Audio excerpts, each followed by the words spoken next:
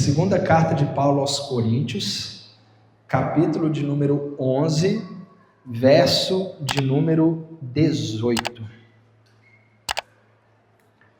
Amém?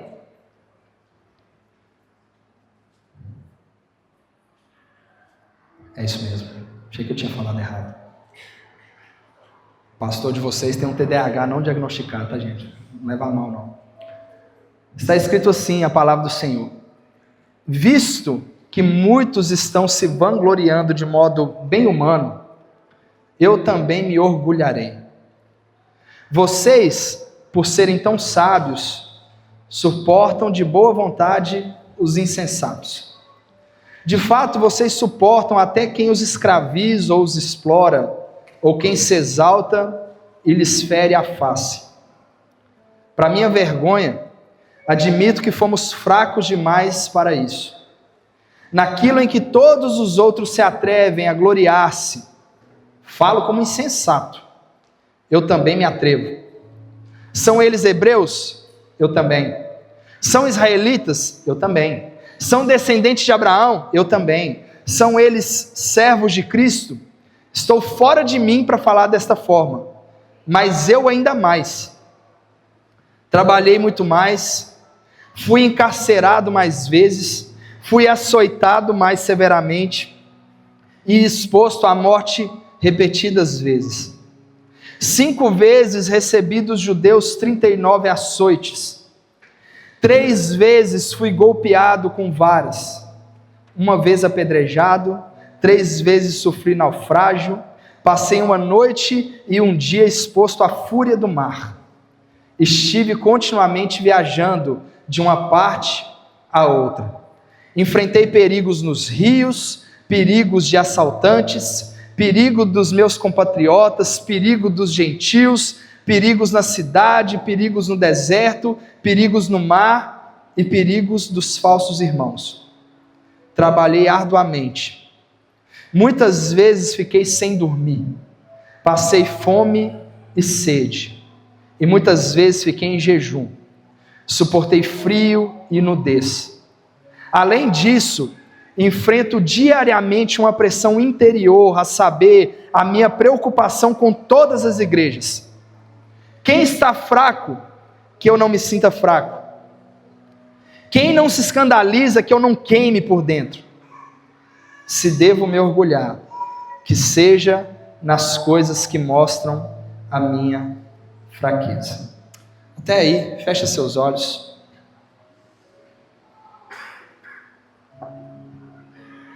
Jesus, nós não somos nada sem o Senhor. Nós não somos nada sem a Tua presença. Não somos nada, Senhor, sem a Tua graça repousada sobre as nossas vidas. Somos tão pequenos, tão pecadores. Mas nessa noite em especial, Jesus, eu quero pedir que o Senhor possa renovar-nos, Pai. Renova aquele que está cansado, renova aquele que está triste, renova, Senhor, o abatido, que nós, Jesus, possamos encontrar descanso no Senhor, Pai. E que o nosso coração seja tomado de uma alegria, Deus, que vem de Ti. É o que nós te pedimos, em nome de Jesus. Amém. Amém. Queridos, isso que nós acabamos de ler é um gostinho da vida do apóstolo Paulo. Assim, no dia que você estiver achando que a sua vida está muito ruim, leia esse trecho de 1 Coríntios 11. Esse é um retrato, é um filme da vida do apóstolo. Nesse contexto, Paulo está escrevendo aos Coríntios e no capítulo 11 ele está rebatendo os falsos mestres. Alguns falsos apóstolos, falsos profetas, falsos pastores estavam tentando roubar o coração da igreja de Corinto. E nesse sentido, Paulo começa a fazer a sua defesa perante aquela igreja. É interessante, queridos, que foi Paulo quem fundou aquela igreja.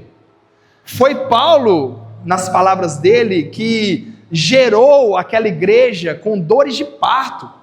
Foi Paulo que sofreu e gastou a vida por aquela igreja. E agora ele estava tendo que fazer uma defesa do seu ministério para aquela igreja. Porque homens que vieram de fora estavam tentando roubar o coração da igreja. Então Paulo, ele faz uma defesa do seu ministério e ele apresenta as suas credenciais. Se você olhar no verso 22, Paulo vai dizer assim: olha, são hebreus? Eu também. São israelitas? Eu também. São eles descendentes de Abraão? Eu também sou. Eu trabalhei com muito mais dedicação, com muito mais zelo. E depois de mostrar suas credenciais, Paulo começa a mostrar o seu sofrimento. A partir do verso 23, Paulo vai falar sobre algumas coisas que ele sofreu enquanto cristão, enquanto ministro do evangelho, enquanto alguém que estava à frente. Fui encarcerado mais vezes, fui açoitado mais severamente e exposto à morte repetidas vezes. 5 vezes recebi dos judeus 39 açoites, porque tinha uma regra que você não poderia açoitar alguém 40 vezes. Tinha que ser 40 menos 1. Então ele recebeu a pena máxima, 39 açoites. 3 vezes fui golpeado com varas, 1 vez apedrejado, 3 vezes sofri naufrágio. Passei uma noite e um dia exposto à fúria do mar. Enfrentei perigos dos rios, perigos de assaltantes, perigo dos meus compatriotas, perigo dos gentios, perigos na cidade, perigo no deserto, perigo no mar, perigo dos falsos irmãos. Verso 27, muitas vezes fiquei sem dormir, passei fome e sede, e muitas vezes fiquei em jejum, suportei o frio e a nudez. No verso 28 ele diz: enfrento diariamente uma pressão interior, a saber, a minha preocupação com todas as igrejas. Queridos, eu olho para a vida desse homem, e a pergunta que eu faço é: como que Paulo suportava isso? Como que Paulo suportava as coisas que ele suportava? Que emocional é esse que Paulo tinha? Que resiliência é essa que fazia com que o apóstolo permanecesse de pé, mesmo em face às dificuldades, mesmo em face aos dias maus, à perseguição, à fome, à nudez, às traições? Que força é essa? O que esse homem tinha que o fazia prosseguir? Como que Paulo conseguia lidar com tanto? Como que Paulo conseguia lidar com tanta coisa, sem esmorecer, sem fraquejar, sem pensar em desistir, sem desesperar, sem dar uma surtada? Como que Paulo conseguia? Como que nós podemos conseguir? Hoje um irmão brincou comigo e falou assim: Guilherme, você está numa cara de cansado. Um dia desse minha esposa fez um elogio, ela falou assim: amor, você está tão bonito. Eu falei: é mesmo, é. Você está com muita olheira. Aí quando você fica olheira, seu olho fica mais verde. Eu falei: obrigado. Elogio de esposa são os melhores. Mas, queridos, eu queria tirar a capa pastoral um pouquinho para os irmãos.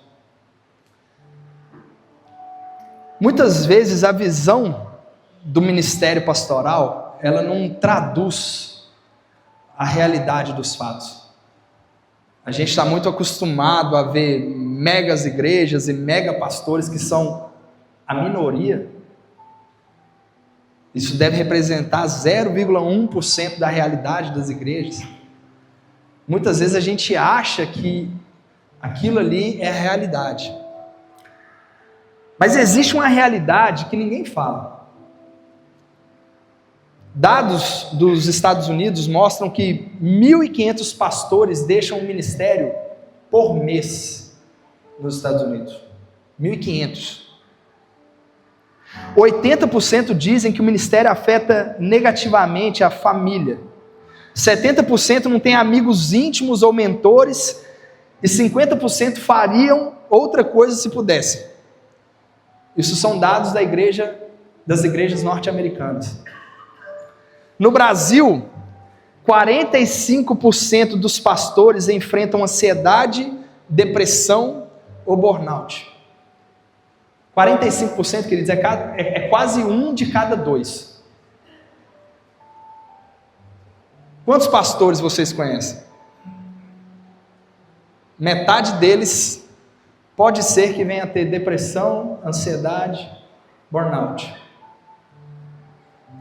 E existe ainda um peso invisível do pastorado. Um pastor não é só pregador.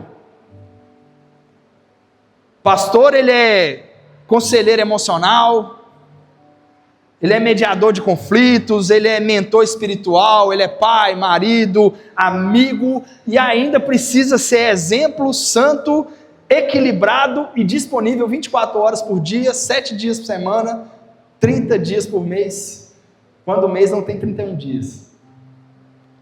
E além disso, existe um peso eterno no pastoreio. Como Paulo bem pontuou, quem está fraco, que eu não me sinta fraco, quem não se escandaliza que eu não queime por dentro. Isso era o peso espiritual que Paulo tinha do ministério. E quando ninguém vê, os pastores choram sozinhos, lidam com ingratidão, tentam sorrir enquanto estão esgotados, pregam sobre vitória e sobre ter fé quando eles mesmos estão em crise. Tem uma frase de um pastor presbiteriano, Eugene Peterson, que ele diz que pastorear é viver entre ser forte no púlpito e muitas vezes fraco no quarto. Segundo o Barna Group, 42% dos pastores dizem que já não se sentem mais qualificados para liderar uma igreja. O Fuller Instituto mostra que 80% dos pastores dizem que o ministério afetou negativamente seus filhos. 80%. A CEPAL Brasil, ela mostra que a cada 10 pastores, 5 enfrentam burnout, que é metade. E queridos, eu tirei a capa pastoral aqui para te mostrar a realidade do ministério. Porque às vezes a visão que nós temos é que o ministério é fácil, é que é tranquilo pastorear, é que é de boa. E querido, talvez você que está aqui dentro não é um pastor. Eu sei dos meus desafios, só que eu sei que você também tem os seus. Talvez você não é um pastor, mas você é um trabalhador, tentando sobreviver no meio de uma recessão.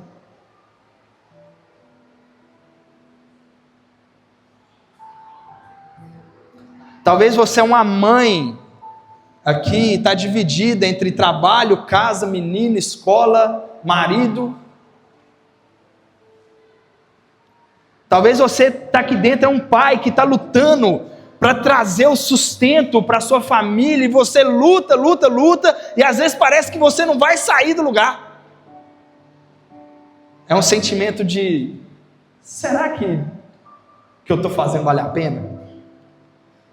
Às vezes você está aqui dentro, é um adolescente lidando com os dilemas da pós-modernidade. Não é fácil ser adolescente nos dias de hoje. Ou talvez você é uma mulher aqui dentro tentando ser bem-sucedida no mercado de trabalho e é difícil. Ou alguém lutando em oração por causa da enfermidade de um ente familiar.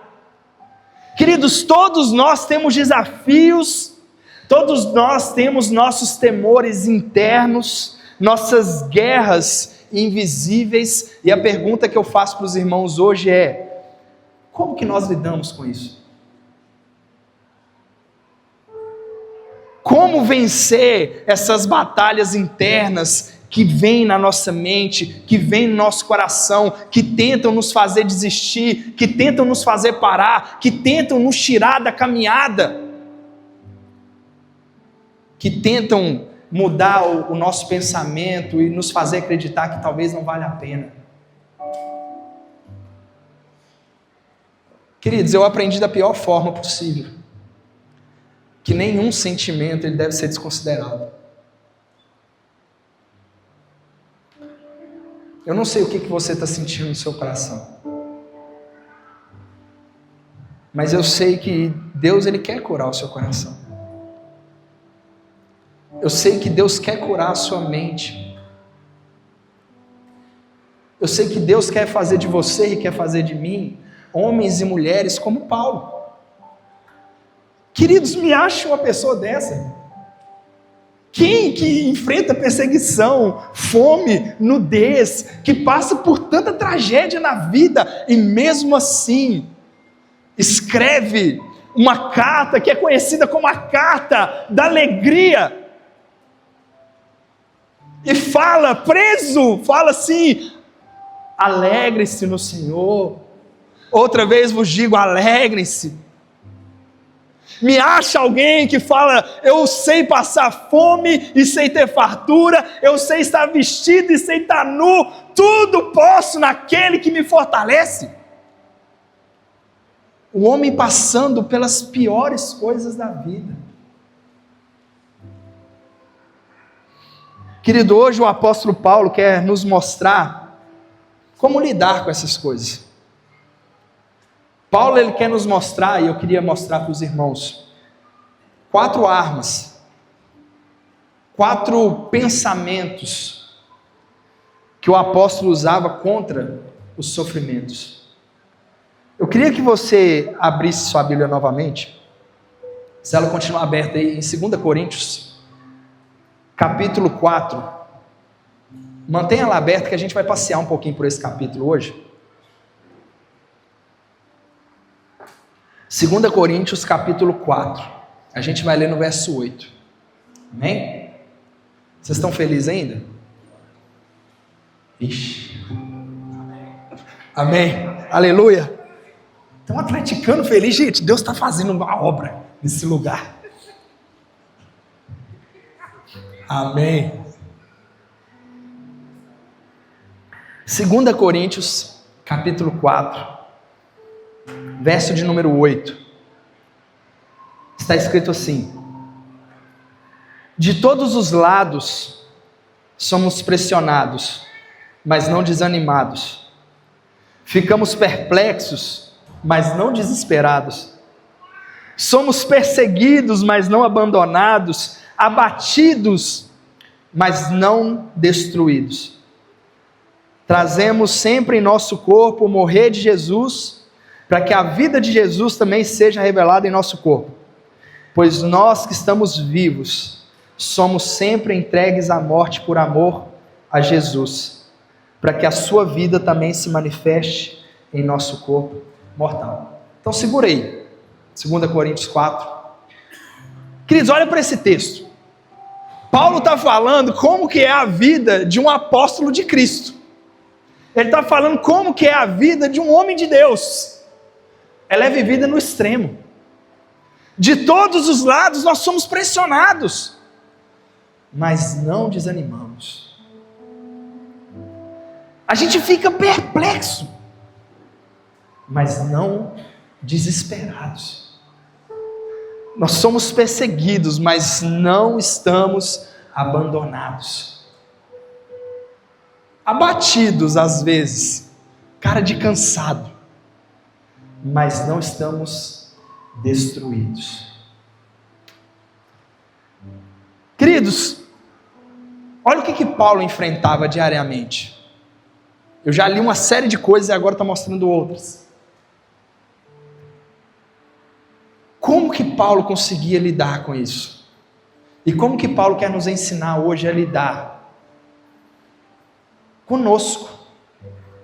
Às vezes a gente acha que o nosso pior inimigo está lá fora, que o nosso pior inimigo é o outro, é a esposa, é o marido, é o chefe. Queridos, o pior inimigo que você tem é o que você olha todo dia na frente do espelho.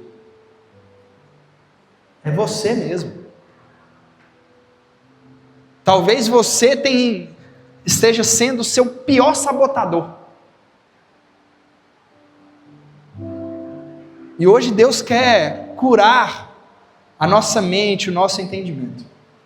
Então, a primeira arma de Paulo, a primeira atitude de Paulo, está nos versos 16, 17 e 18, do capítulo 4, continuando no capítulo. Está escrito assim: por isso não desanimamos, embora exteriormente estejamos a desgastar-nos, interiormente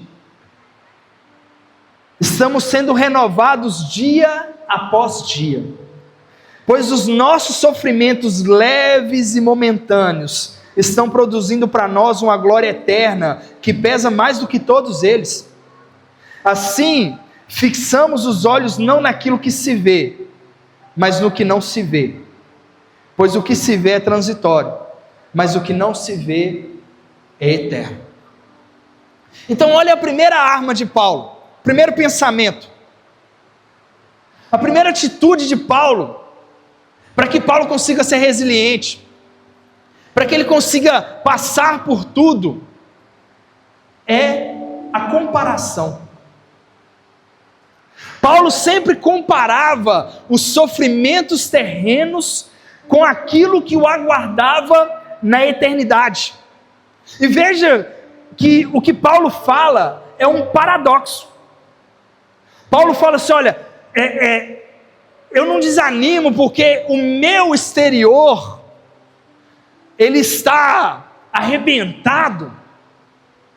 Embora o meu homem exterior esteja assim desgastado, interiormente estamos sendo renovados dia após dia.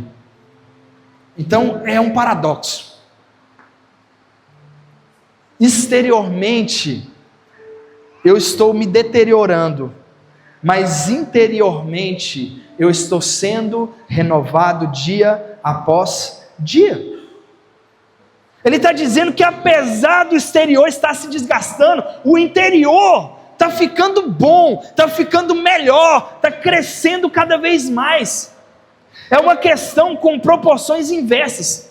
Quanto mais Paulo se desgastava por fora, mais Paulo se fortalecia por dentro. Mas por que Paulo pensava dessa forma?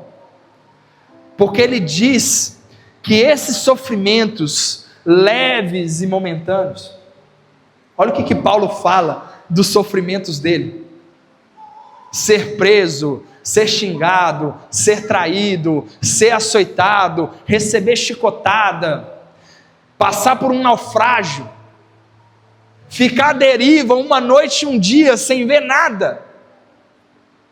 Paulo fala que essas coisas são leves. Por quê? Esses sofrimentos em nome de Cristo, eles geram para nós uma glória eterna, ou seja, uma glória que dura para sempre. E quando Paulo compara os sofrimentos presentes com a glória que há de ser revelada quando Deus vier para nos buscar, esses sofrimentos se tornam insignificantes. A primeira arma de Paulo para ele manter a mente dele firme é o entendimento de que o que nós estamos vivendo aqui agora é pequeno comparado àquilo que Deus tem preparado para aqueles que o amam. Talvez, queridos, a sua vida está ruim. Talvez você está passando por peleja, por batalha, por sofrimento. Qual que é a dica de Paulo? Olha para a eternidade. Porque comparado com a eternidade, esses sofrimentos não são nada. Comparado com aquilo que Deus está preparando para nós, esses sofrimentos aqui não são nada. Paulo até diz, os nossos sofrimentos leves e momentâneos. Queridos, quando a gente pega tudo que nós estamos passando aqui e coloca num balaio e compara com a glória que será revelada, isso tudo se torna nada. Nada. É por isso que Paulo diz no verso 18: fixamos os olhos no que não se vê. Muitas vezes, queridos, os nossos problemas parecem grandes demais, intransponíveis demais, pesados demais, porque nós estamos com um olhar terreno. Nós estamos fixando os nossos olhos naquilo que nós podemos ver. E Paulo está falando: ei, não fixa seus olhos no que você pode ver. Fixa os seus olhos naquilo que você não consegue ver. Fixa os seus olhos em Jesus. Isso que você está passando aqui é barra, mas aquilo que Jesus tem preparado para você é infinitamente maior. E quando nós comparamos, os nossos sofrimentos se tornam leves e momentâneos. Queridos, quando você se depara com os problemas, você pode olhar para o problema, você pode olhar para aquilo que você consegue ver, ou você pode olhar para Deus, que é maior do que todos os problemas. Você pode olhar para o que é terreno, ou você pode fixar os olhos naquilo que é eterno. Paulo, diante das tribulações, diante dos sofrimentos, diante do dia mau, Paulo ele olhava para aquilo que é eterno. A segunda atitude de Paulo está no verso 1 e verso 5 do capítulo 5. Verso 1 está escrito assim: sabemos que se for destruída a temporária habitação terrena em que vivemos, temos da parte de Deus um edifício, uma casa eterna no céu, não construída por mãos humanas. Queridos, olha a convicção do apóstolo Paulo. Olha a certeza que o apóstolo Paulo tinha. Paulo ele tinha convicção, ele tinha uma certeza absoluta, para ser bem redundante. Ele tinha uma convicção exacerbada, exagerada, de que ele tinha uma casa celestial. Ele tinha a convicção de um corpo celestial. E ele tinha isso como uma esperança na luta contra os sofrimentos. Paulo ele entendia que ainda que os sofrimentos fossem demais, ainda que a nossa casa terrena, o nosso corpo fosse destruído, nós temos uma casa celestial. E é interessante as palavras que Paulo usa.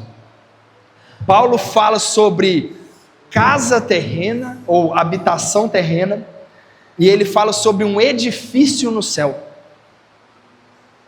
É como se ele estivesse falando assim: olha, o que vocês têm agora é algo pequeno. Deus está preparando para vocês um edifício. Ele está preparando para vocês algo que é muito maior do que vocês podem pensar. O corpo de vocês hoje é uma casa. Ele está preparando um prédio inteiro. É como se ele falasse que o nosso corpo terreno é um casebre, mas que no céu a gente terá um palacete como corpo. Que esse corpo terreno aqui ele é fraco, mas no céu a gente terá um corpo glorificado. É por isso que Paulo não desanimava diante das tribulações, Porque ainda que a tribulação fosse demais, e ainda que a tribulação o matasse e o fizesse morrer, mesmo que o seu corpo fosse destruído, ele teria de Deus uma morada no céu. Ele teria de Deus uma casa, um corpo, um edifício espiritual no céu. E olha o que Paulo fala no verso 5. Foi Deus quem nos preparou para esse propósito, dando-nos o Espírito Santo como garantia do que está por vir. Olha o que Paulo fala. Paulo fala assim, olha, Deus nos deu o Espírito Santo. Deus, ele coloca em mim e em você o Espírito Santo como garantia da morada que ele está preparando para nós. Deus nos selou com o Espírito Santo, e esse Espírito Santo é uma apólice, é um seguro, é uma garantia de que ele está preparando uma morada, um prédio celestial para mim e para você. É como se Deus, sabendo que nós ainda não temos o céu, nos desse um pedaço do céu aqui na terra, uma apólice, uma garantia de que temos uma morada no céu. E é por isso que Paulo, ele não desesperava diante do dia mau. É por isso que nas tribulações, na perseguição, nas situações de adversidade que Paulo enfrentava, Paulo não desesperava, porque ele sabia, eu sei em quem tenho crido, e eu sei que ele é poderoso para guardar, ele é poderoso para fazer uma obra na minha vida. Aquele que começou a boa obra, ele é fiel para terminar essa obra na minha vida. É por isso que Paulo não desesperava. Terceira atitude de Paulo, está nos versos 6, 7 e 8. Paulo fala assim, olha, portanto, temos sempre confiança e sabemos que, enquanto estamos no corpo, estamos longe do Senhor, porque vivemos por fé e não pelo que vemos. Temos, pois, confiança e preferimos estar ausentes do corpo e habitar com o Senhor. Queridos, olha o que Paulo está dizendo. Olha como que Paulo, a mente de Paulo é um negócio fantástico, é algo que precisa ser estudado. Olha como que Paulo lidava com o sofrimento. No pensamento de Paulo, se a gente deixar essa habitação terrena, nós vamos estar com o Senhor.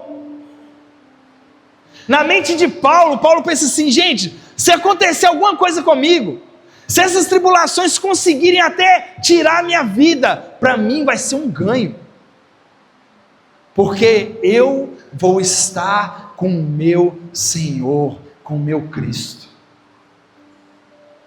Queridos, imagina que você tenha uma experiência. Imagina que nessa noite o Espírito Santo te visite e aquilo que ele fez com João e com Paulo, ele faz com você. Ele vai te arrebatar ao terceiro céu e você vai ver um monte de coisa assim, uau, um mar de vidro. Você vai ver lá a árvore da vida, você vai ver um cordeiro que parece que teve morto, mas que ressuscitou, os 24 anciãos em 24 tronos, os 4 seres viventes com olhos pelo corpo todo. Aí você vai ver o cavaleiro do cavalo branco, que tem uma espada afiada, que tem um manto de sangue, que tem uma coroa, que tem um exército. E você vai ver o rio de água da vida, que flui do trono de Deus. Querido, se Deus te desse essa experiência e falasse assim com você, queridão, você quer ficar aqui ou você quer voltar lá para a terra? Você escolheu o quê?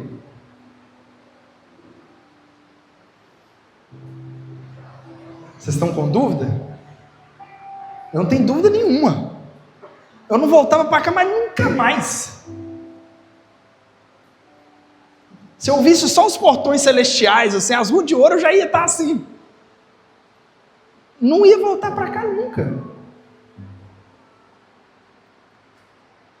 Queridos, Paulo, ele tinha esse entendimento. É por isso que Paulo não desanimava. Como é que você desestabiliza um cara desse?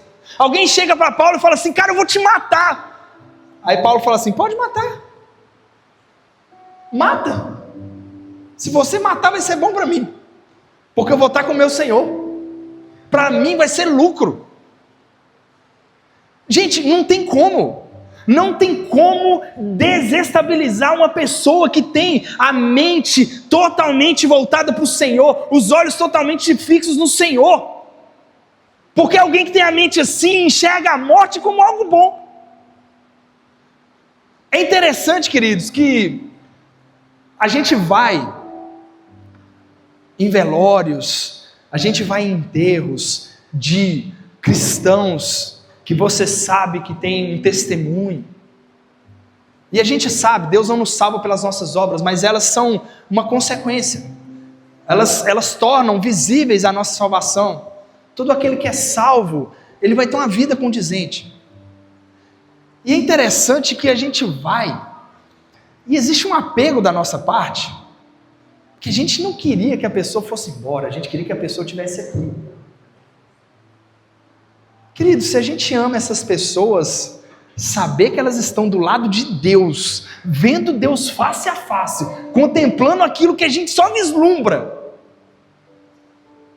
a gente deveria chorar de saudade, mas deveria se alegrar e fazer festa, porque agora elas estão vendo ao vivo e a cores aquilo que a gente só queria enxergar um pouquinho e a gente não vê.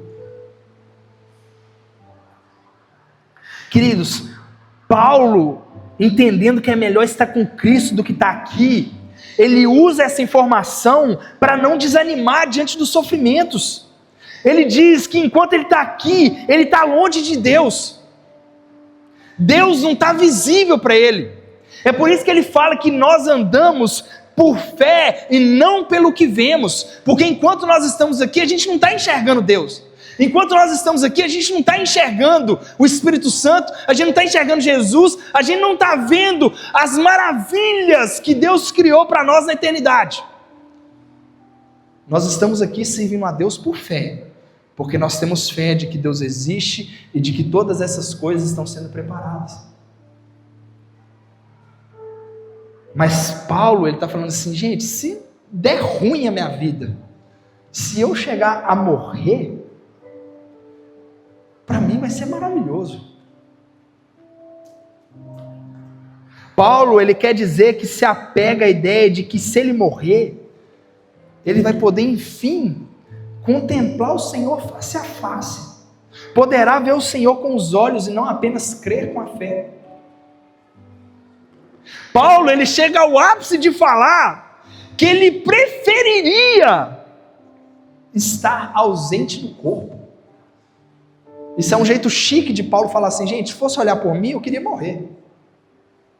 Fosse olhar por mim, minha vontade era ir de arrasta e dessa para melhor,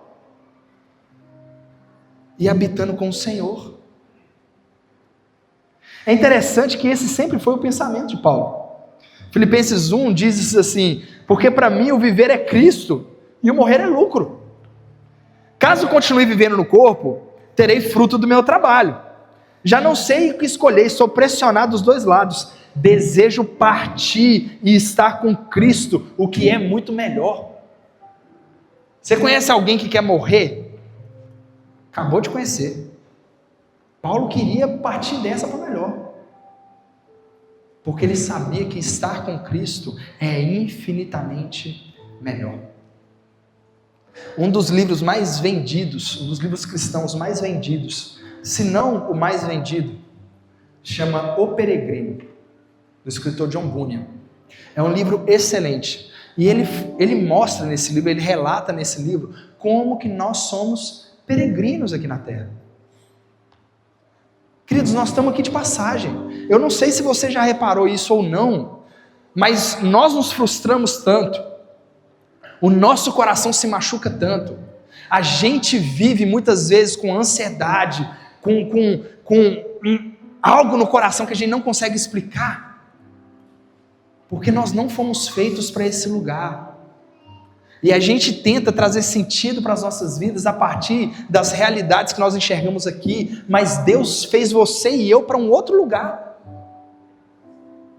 Salomão, ele diz que Deus colocou no nosso coração um anseio pela eternidade. A gente vai tentando suprir isso de várias formas. A gente vai tentando preencher o nosso coração de várias maneiras. Queridos, a gente come e não fica satisfeito. A gente bebe e nunca se enche, porque esse mundo não tem a capacidade de suprir aquilo que está ausente no nosso coração. Só Deus consegue.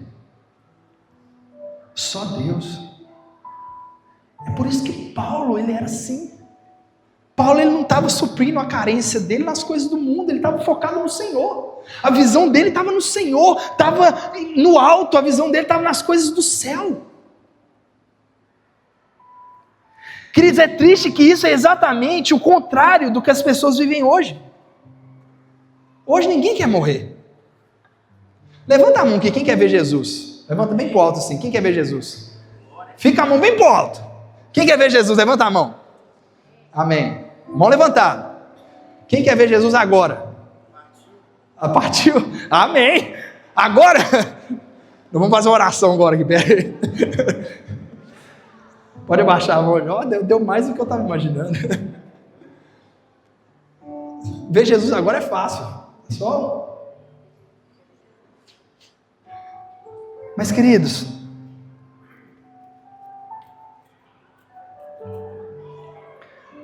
hoje ninguém quer morrer. Eu até quero ir para o céu, mas, pastor, eu preciso casar primeiro, pastor. Você não está entendendo. Eu tenho que casar. Pastor, eu preciso fazer uma viagem, eu preciso ficar rico primeiro, eu preciso adquirir posses, eu preciso fazer isso, fazer aquilo outro, como se essas coisas fossem nos realizar. Não vão. Eu já ouvi isso de muita gente. Pastor, Jesus pode voltar depois do mês tal, porque no mês antes eu vou casar.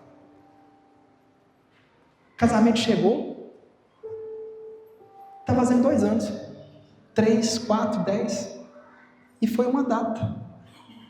Sabe por quê? Porque isso não preenche o coração.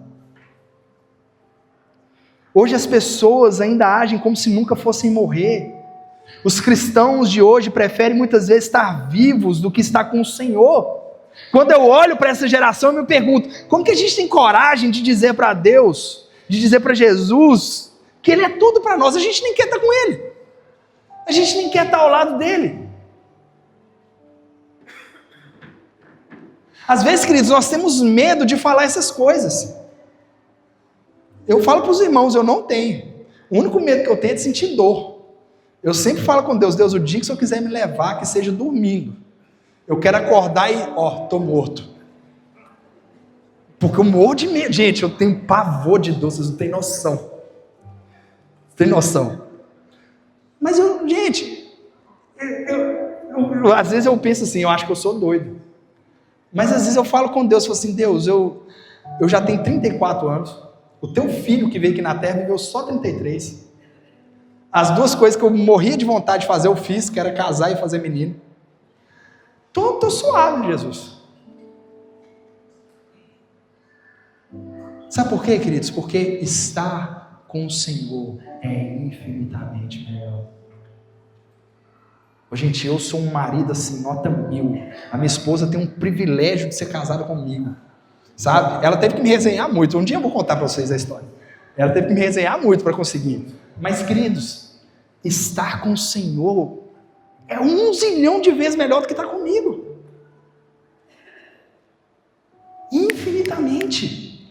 É melhor do que um filho, é melhor do que qualquer coisa. É estar com o Senhor. Paulo, ele tinha esse entendimento, é por isso que nada abalava Paulo. Paulo pensava assim, tá bom, o que acontecer tá bom, e se eu morrer tá bom também, porque eu vou estar com o meu Senhor.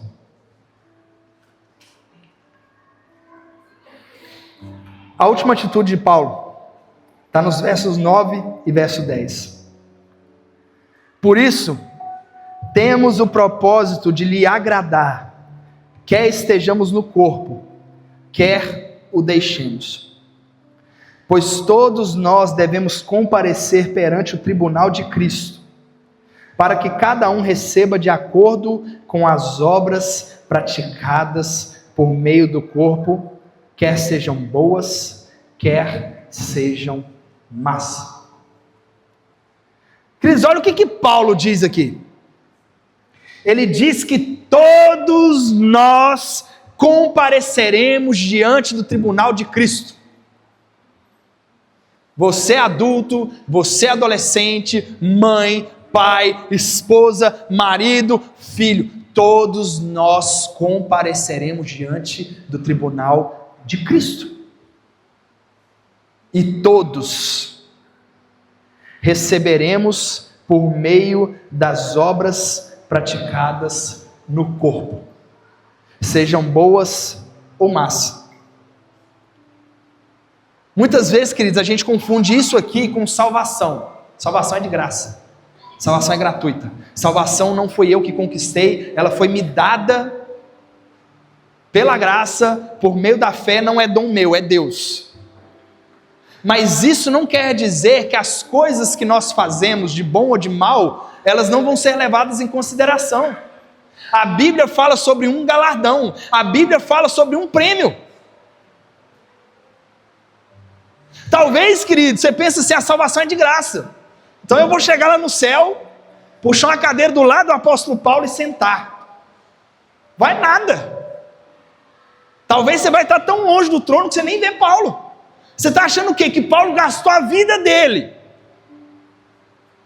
Gastou a vida dele inteira em prol da igreja de Cristo. Gastou a vida dele servindo a igreja do Senhor. E o seu galardão vai ser igual ao dele? Vai não, querido.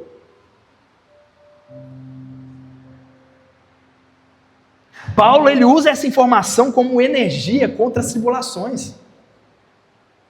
É como se Paulo estivesse falando assim: gente, eu estou passando por A, B e C, o trem está ruim, estou sendo perseguido, chicoteado, mas tudo isso é por amor ao meu Senhor, e eu sei que o meu trabalho no Senhor não é em vão, eu sei que nada que eu faço para o Senhor é em vão, eu sei que o meu trabalho no Senhor, ele há de ser recompensado. Querido, não é questão de salvação, é questão de galardão. Galardão.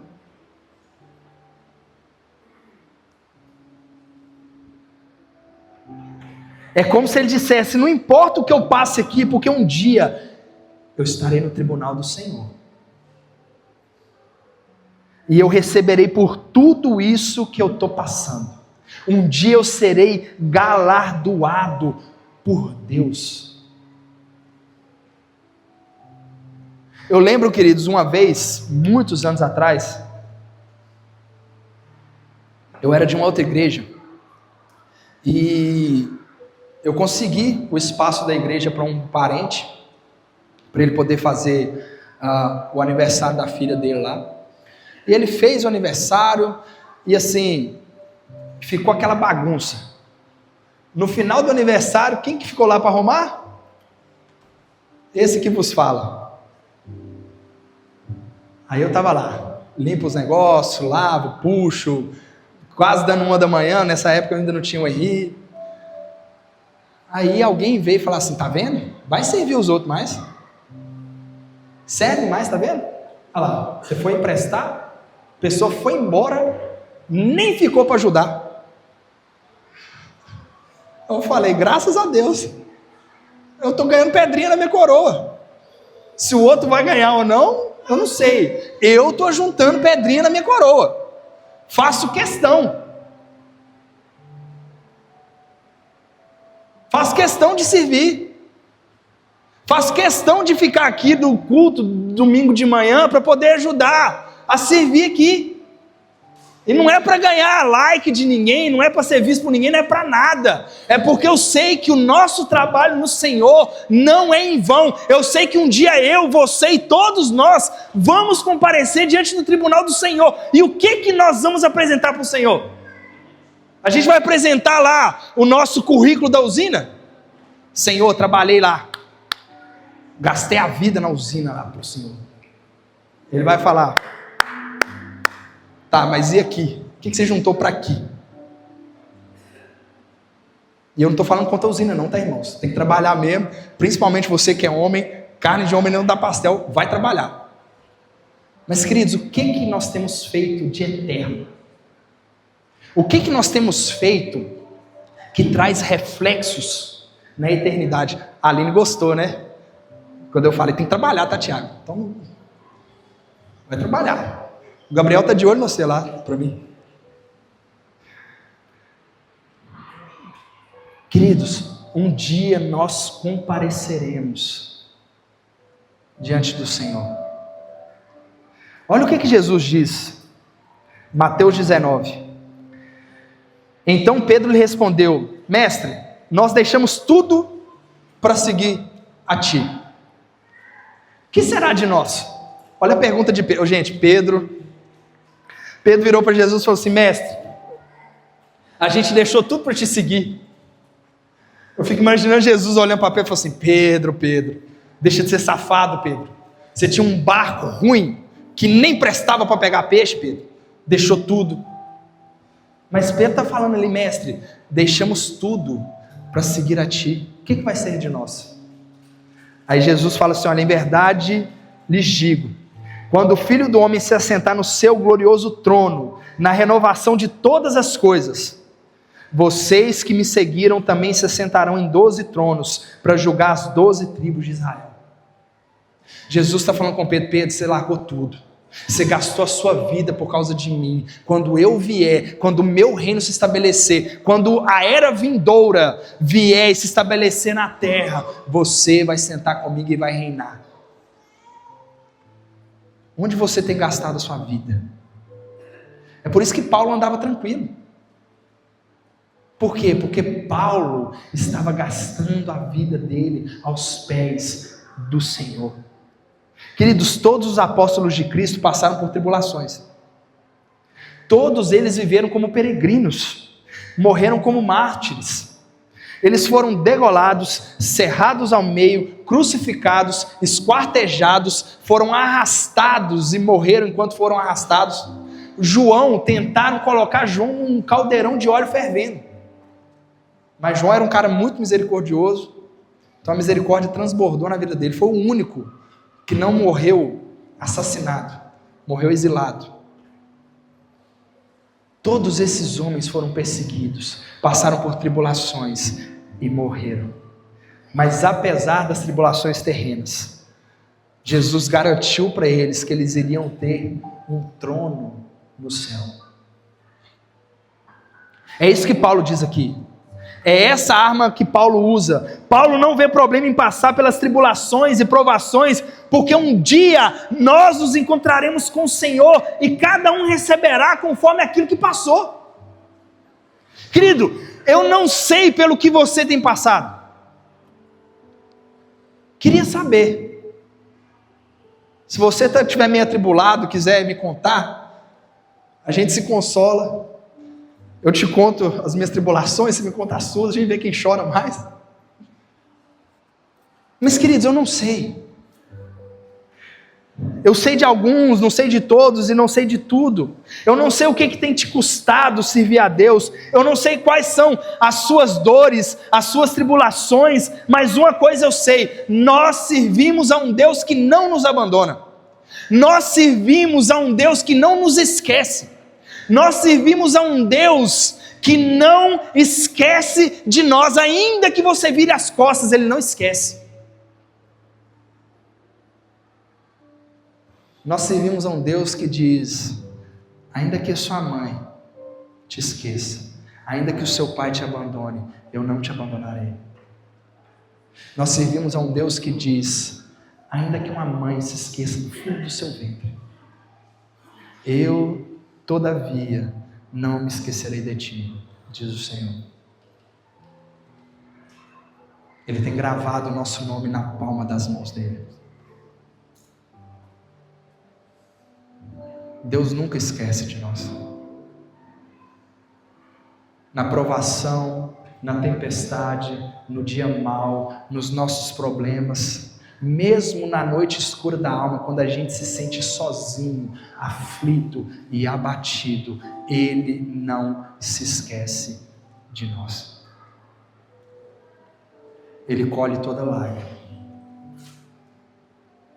Ele nos enxerga. Ele nos vê. Pode ser, queridos, que você esteja lidando com muita coisa. Talvez não como Paulo, porque Paulo a vida dele era pedrada, mas lidando com as suas próprias lutas, com os seus próprios temores internos, com as suas próprias guerras da mente. E hoje Deus quer renovar a sua força, a minha força, a nossa força nele. Hoje Deus está nos convidando a tirar os nossos olhos do problema, nos convidando a olhar para Ele, para aquilo que Ele tem preparado para nós. Fica de pé no seu lugar.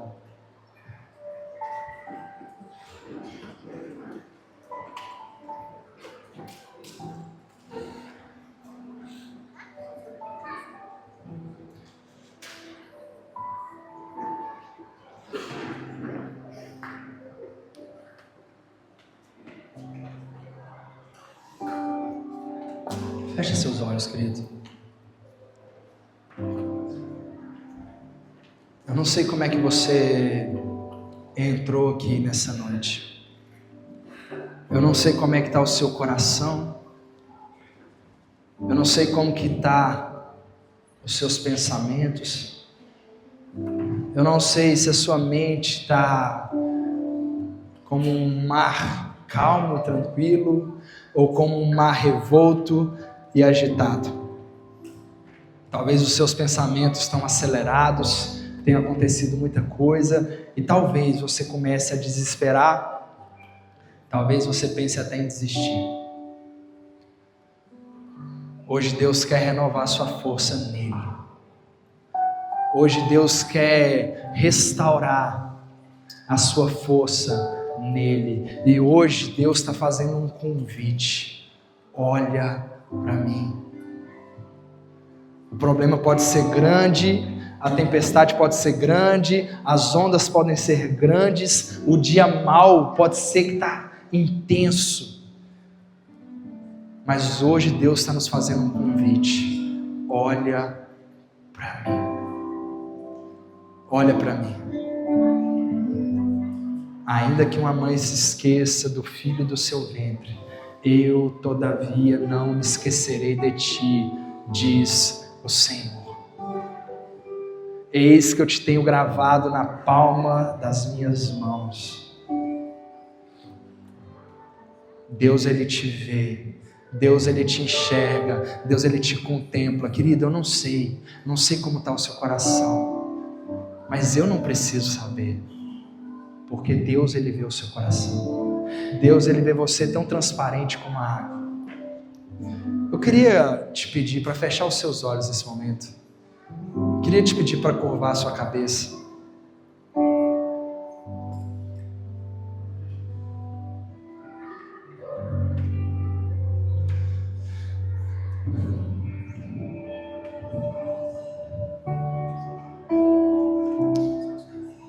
Jesus, nós queremos colocar todas as nossas dores, as nossas frustrações. Senhor Deus, tudo aquilo que nós temos passado, Deus, eu não conheço, Paizinho, as tribulações dos meus irmãos, mas o Senhor enxerga cada uma delas. Deus, eu peço para que o Senhor possa colocar a nossa mente no Senhor, que o Senhor nos ajude a fixar os nossos olhos em Ti, que o Senhor nos ajude a fixar a nossa mente em Ti, que o Senhor nos ajude a colocar a nossa fé, a nossa esperança, a nossa expectativa no Senhor. Deus, eu sei que essa vida muitas vezes é frustrante, mas é frustrante porque estamos esperando dela algo que ela não pode nos dar. mas o Senhor tem algo infinitamente melhor preparado para nós. Querido, Deus não te abandonou.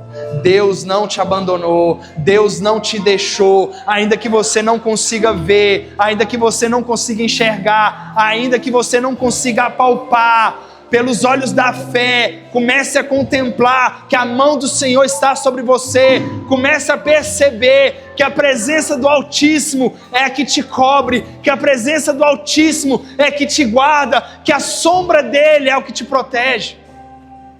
Jesus, quando nós chorarmos, Senhor, quando as lágrimas rolarem dos nossos olhos, nos ajude a nos lembrar que até aqui a Tua mão nos sustentou. Nos ajude a nos lembrar que até aqui o Senhor esteve conosco, que o Senhor nunca nos deixou, que o Senhor nunca nos abandonou, que a Tua graça tem estado sobre nós no dia bom, no dia mau. O Senhor tem nos guardado, o Senhor tem nos protegido, o Senhor tem tocado as nossas vidas. Apesar do nosso imerecimento, apesar da nossa infidelidade, das nossas falhas, o Senhor continua nos guiando, nos guardando, nos protegendo. Que a cada lágrima derrubada, Senhor, nós possamos nos lembrar que a Tua graça tem estado sobre as nossas vidas e que o Teu amor tem repousado sobre nós, sobre a nossa casa. Querido, se essa palavra te tocou, põe a mão no seu coração. Eu quero orar por você nessa noite. Senhor Deus, eu quero orar, Pai, pedindo que o Senhor possa tocar todos os corações aqui nesse lugar. Jesus, que o Senhor possa nos renovar nessa noite, Pai. Eu sei que existem corações aqui, Pai, tristes, aflitos, ansiosos, sem uma perspectiva, Deus, de melhora. Que nós possamos olhar para Ti, Jesus. Que nós possamos olhar para o Senhor. Algumas vezes o Senhor vai nos livrar da cova dos leões, outras vezes o Senhor vai nos permitir entrar lá e o Senhor vai estar conosco juntos. E nós vamos sair ilesos, Pai. Que o Senhor nos ajude a fixar os nossos olhos em Ti, autor e consumador da nossa fé. Que o amor de Deus Pai, que a graça soberana de Jesus Cristo e que a comunhão do doce Espírito Santo seja sobre a sua vida, sobre a sua casa, sobre a sua família, sobre os seus, hoje e para sempre, em nome de Jesus. Amém, amém. Que Deus te abençoe. Vá em paz.